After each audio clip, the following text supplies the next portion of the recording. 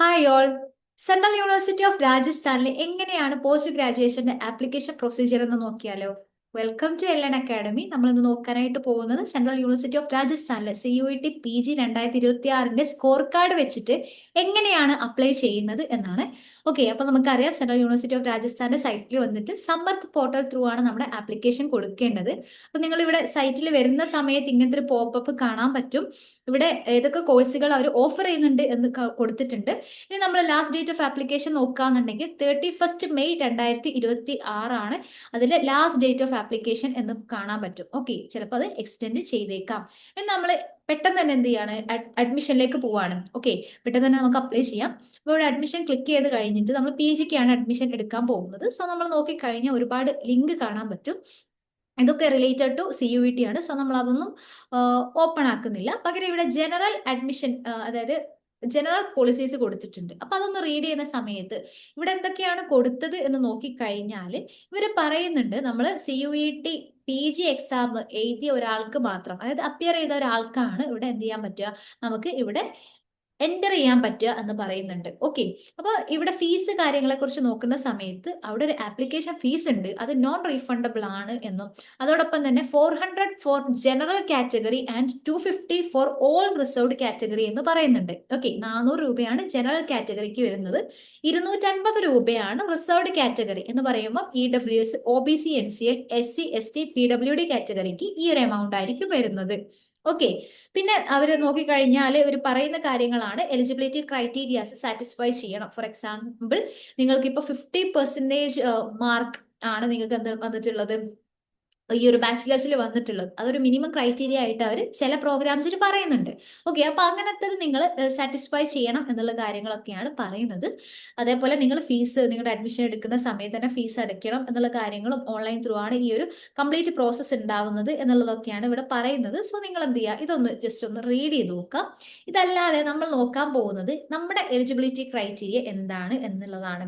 അതായത് central university of രാജസ്ഥാനിൽ വരുന്ന സമയത്ത് നമുക്ക് ഏതൊക്കെ പ്രോഗ്രാംസിനേക്കാണ് പോകാനായിട്ട് പറ്റുക എന്നുള്ളതാണ്. അപ്പൊ നമ്മൾ ഓൾറെഡി എന്ത് ചെയ്തിട്ടുണ്ട്, CUET എക്സാം ഒക്കെ എഴുതി നമുക്ക് അതിന്റെ സ്കോർ കാർഡ് കിട്ടിയിട്ടുണ്ട് അല്ലെ. അപ്പൊ നമ്മൾ എഴുതിയിട്ടുള്ള പെർട്ടിക്കുലർ ടെസ്റ്റ് പേപ്പർ കോഡ് വെച്ചിട്ട് നമുക്ക് നോക്കാം ഏതൊക്കെ പ്രോഗ്രാംസിനാണ് നമ്മൾക്ക് പോവാനായിട്ട് പറ്റുക എന്നുള്ളത്. ഓക്കെ, ഇപ്പൊ ഫോർ എക്സാമ്പിൾ ഈ ഒരു ഡിജിറ്റൽ സൊസൈറ്റി എന്ന് പറയുന്ന ഒരു MSc പ്രോഗ്രാം ആണ്. ആ ഒരു പ്രോഗ്രാമിനേക്ക് ഈ ഒരു ടെസ്റ്റ് പേപ്പർ കോഡ് വെച്ചിട്ട് എഴുതി എല്ലാവർക്കും അപ്ലൈ ചെയ്യാൻ പറ്റും എന്നുള്ളതാണ്.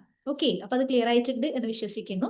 പിന്നെ എലിജിബിലിറ്റി നോക്കുന്ന സമയത്ത് ഗ്രാജുവേഷൻ ഡിഗ്രി, അതായത് 3 ഇയർ ഡിഗ്രി വേണം. ഇനി any discipline from A recognised university possessing minimum 55% mark or അല്ലെങ്കിൽ എന്താണ് ഒരു ഇക്വലന്റ് ഗ്രേഡ് എന്ന് പറയുന്നുണ്ട്.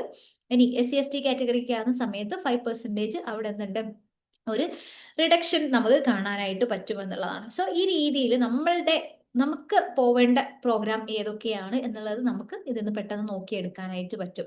ഓക്കെ, അപ്പം നമ്മളിങ്ങനെ നോക്കുന്ന സമയത്ത് ഇപ്പൊ ഹിന്ദിക്ക് പോകണം എന്ന് ഉദ്ദേശിക്കുന്ന ഒരാളാണെങ്കിൽ LAQP02 എന്ന് പറയുന്ന ഈ ഒരു ടെസ്റ്റ് പേപ്പർ കോഡ് ആയിരിക്കണം എഴുതേണ്ടത്. ഇനി അതിൽ bachelors degree in any discipline ആണ് പറയുന്നത്. അതോടൊപ്പം തന്നെ 45%, അതായത് 50% മാർക്ക് ആയിരിക്കണം മിനിമം നമുക്ക് വേണ്ടത്. ഇനി ഒരു SC ST അല്ലെ OBC കാറ്റഗറി ഒക്കെ ആണെന്നുണ്ടെങ്കിൽ 45% മാർക്ക് മതി എന്നുള്ളത് അവർ പറയുന്നുണ്ട്. ഓക്കെ, സയൻസ് സബ്ജക്ട്സിൽ വരുന്ന സമയത്ത് ഇപ്പോൾ കെമിസ്ട്രി ആയിക്കോട്ടെ, നമുക്ക് കാണാൻ പറ്റും SCQP08 ആണ് നമ്മൾ എഴുതേണ്ടത്. അതോടൊപ്പം തന്നെ അവരെന്ത് ചെയ്യുന്നുണ്ട്, 50% മാർക്ക് വേണം എന്നുള്ള കാര്യങ്ങളൊക്കെ പറയുന്നുണ്ട്. ഓക്കെ, ഇനി ഇങ്ങനെ നോക്കുന്ന സമയത്ത് ബയോകെമിസ്ട്രിക്കും ബയോടെക്നോളജിക്കും ഈ ഒരു ടെസ്റ്റ് പേപ്പർ കോഡ് SCQP70 എന്ന് പറയുന്ന ടെസ്റ്റ് പേപ്പർ കോഡ് വെച്ചിട്ടാണ് നമ്മൾ എന്ത് ചെയ്യുന്നത്, അത് ഈ ഒരു പ്രോഗ്രാമിലേക്ക് നമുക്ക് അപ്ലൈ ചെയ്യാനായിട്ട് പറ്റുക. അതിന്റെ എലിജിബിലിറ്റി നോക്കുന്ന സമയത്തും ഇതേപോലെ bachelors degree in any of this അല്ലെ, മൈക്രോബയോളജി, സുവോളജി, ബോട്ടണി എന്ന് പറയുന്ന ലൈഫ് സയൻസ് സ്ട്രീം കൊടുത്തിട്ടുണ്ട്. ഇതിൽ നമുക്ക് 50% മിനിമം മാർക്കാണ് നമ്മുടെ എലിജിബിലിറ്റി ആയിട്ട് അവർ പറയുന്നത്. അതേപോലെ ഈ ഒരു റിസർവേഷൻ കാറ്റഗറി ആണെങ്കിൽ 45% മാർക്ക് മതി എന്നുള്ളത് പറയുന്നുണ്ട്. സോ നമ്മൾ എന്ത് ചെയ്തു, നമുക്ക് പോകാൻ പറ്റുന്ന ആ ഒരു പ്രോഗ്രാം കൺഫേം ചെയ്ത് കഴിഞ്ഞു. ഓക്കെ, ഇനി നമ്മൾ നോക്കാൻ പോകുന്നത് ആ ഒരു പ്രോഗ്രാമിൽ എത്ര സീറ്റ്സ് അവൈലബിൾ ആണ് എന്നുള്ളതാണ്. ഓക്കെ, ഫോർ എക്സാമ്പിൾ ഇവിടെ ആ ഒരു സീറ്റ് മെട്രിക്സ് കൊടുത്തിട്ടുണ്ട്. MA എക്കണോമിക്സിന് പോകാൻ ഉദ്ദേശിക്കുന്ന ഒരാളാണെങ്കിൽ നമുക്കറിയാം അവിടെ 30 സീറ്റ് ഇൻടേക്ക് ആണ് വന്നിട്ടുള്ളത്. അതിൽ തന്നെ ഡിസ്ട്രിബ്യൂഷൻ അവർ കാണിക്കുന്നുണ്ട്. ഇപ്പം ജനറൽ കാറ്റഗറി ആണെങ്കിൽ 13 സീറ്റ് ഉണ്ട്. 8 സീറ്റാണ് OBC കാറ്റഗറിക്കാർക്ക് ഉണ്ടാവുക. SC ആണെങ്കിൽ 4ആണ്, ST ആണെന്നുണ്ടെങ്കിൽ 2ആണ്, അതുപോലെ EWS ആണെങ്കിൽ 3ആണ് എന്നുള്ള രീതിക്ക്. സോ ഈ രീതിയിൽ നമ്മൾ നോക്കുന്ന സമയത്ത് ആ ഒരു വേരിയേഷൻ കാണാൻ പറ്റും. അപ്പം ഇത്രയും കോഴ്സുകൾ മാത്തമാറ്റിക്സ് ആണെങ്കിൽ 40 സീറ്റ് അവൈലബിൾ ആണ്. MSc microbiology, okay, central university of രാജസ്ഥാനിലെ ഒരു അടിപൊളിയായിട്ടുള്ള കോഴ്സാണ്. അതിന് 30 സീറ്റാണ് അവൈലബിൾ ആയിട്ടുള്ളത്. അപ്പൊ ഈ രീതിയിൽ നിങ്ങൾക്ക് പോവേണ്ട കോഴ്സിന്റെ സീറ്റിനെ കുറിച്ച് നിങ്ങൾക്ക് ഒരു ധാരണ ഇവിടുന്ന് കിട്ടുമെന്നുള്ളതാണ്.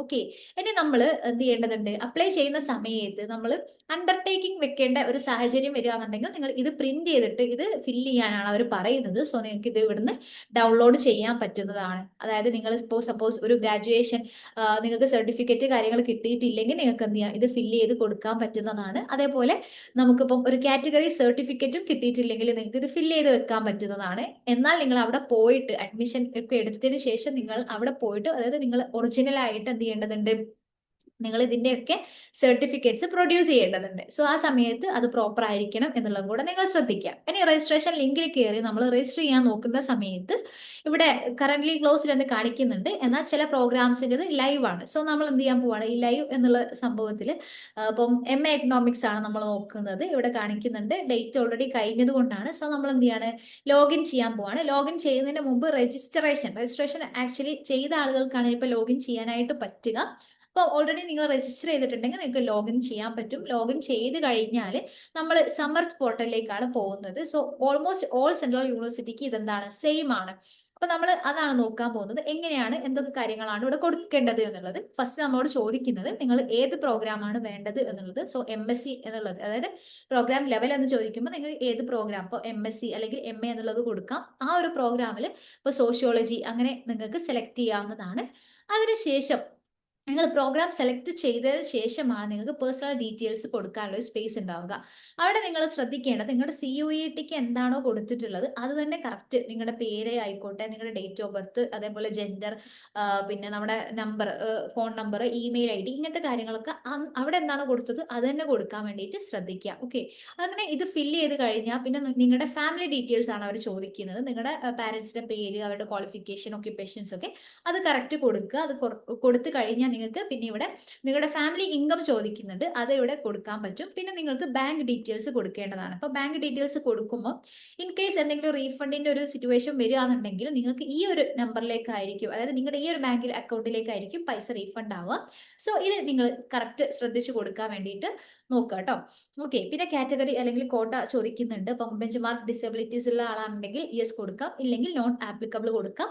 അതിനുശേഷം നിങ്ങളോട് പറയുന്നത് നിങ്ങൾ എലിജിബിലിറ്റി ക്രൈറ്റീരിയ ഉണ്ടോ ഇല്ലേ, അത് കൺഫേം ചെയ്തിട്ടുണ്ടോ എന്നുള്ളതാണ്. നിങ്ങൾ ക്ലിക്ക് ചെയ്യാം. ക്ലിക്ക് ചെയ്തിട്ട് പിന്നെ നമ്മുടെ എഡ്യൂക്കേഷൻ ക്വാളിഫിക്കേഷൻസ് ആണ് ചോദിക്കുന്നത്. നിങ്ങളുടെ 10th മുതൽ ഗ്രാജുവേഷൻ വരെയുള്ള അതിന്റെ date of like year of passing ചോദിക്കുന്നുണ്ട്. അതേപോലെ തന്നെ എത്ര പെർസെൻറ്റേജ് ആണ്, അതേപോലെ നിങ്ങളുടെ ഇൻസ്റ്റിറ്റ്യൂഷൻ ഏതായിരുന്നു, യൂണിവേഴ്സിറ്റി അല്ലെങ്കിൽ ബോർഡ് ഏതാണ് എന്ന് ചോദിക്കുന്നുണ്ട്. സബ്ജക്ട്, രജിസ്ട്രേഷൻ നമ്പർ, ഇങ്ങനത്തെ കുറച്ച് കാര്യങ്ങൾ നിങ്ങൾ എന്ത് ചെയ്യുക, ഫില്ല് ചെയ്ത് കൊടുക്കുക. ഓക്കെ, അവിടെ പ്രോപ്പറായിട്ട് ഫില്ല് ചെയ്ത് കൊടുക്കുക. ഇനി ഗ്രാജുവേഷൻ, അത് 10th കഴിഞ്ഞു, +2 കഴിഞ്ഞു, ഗ്രാജുവേഷൻ എത്തുന്ന സമയത്ത് അവരെന്ത് ചെയ്യുന്നുണ്ട്, നിങ്ങൾ ഏത് ഇയറിലാണ് പാസ്സായത് എന്നൊക്കെ ചോദിക്കുന്നുണ്ട്. അപ്പൊ 2026 കൊടുക്കുക. ഓൾറെഡി പാസ്സായിട്ടുള്ള ആളാണെന്നുണ്ടെങ്കിൽ ആ ഇയർ കൊടുക്കാൻ വേണ്ടി ശ്രദ്ധിക്കുക.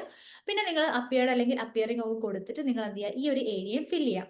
ഓക്കെ, അങ്ങനെ നിങ്ങൾ ഇത് ഫില്ല് ചെയ്ത് കഴിഞ്ഞാൽ കൺഫർമേഷനിലേക്കാണ് നമ്മൾ പോകുന്നത്. അപ്പൊ കൺഫർമേഷന് മുൻപായിട്ട് നമ്മൾ എന്ത് ചെയ്യാൻ പറയുന്നുണ്ട്, അപ്ലോഡ് ചെയ്യാൻ പറയുന്നുണ്ട്. ഓക്കെ, അപ്ലോഡ് ചെയ്യുമ്പോൾ നിങ്ങൾ ശ്രദ്ധിക്കേണ്ടത് നിങ്ങളുടെ ഇമേജ്, അതായത് നിങ്ങളുടെ ഫോട്ടോഗ്രാഫി കൊടുക്കണം, അതേപോലെ തന്നെ നിങ്ങളുടെ സിഗ്നേച്ചർ കൊടുക്കണം. അപ്പൊ ഇത് രണ്ടും JPG അല്ലെങ്കിൽ JPEG ഇമേജ് ഫോർമാറ്റിലാവാൻ വേണ്ടിയിട്ട് ശ്രദ്ധിക്കുക.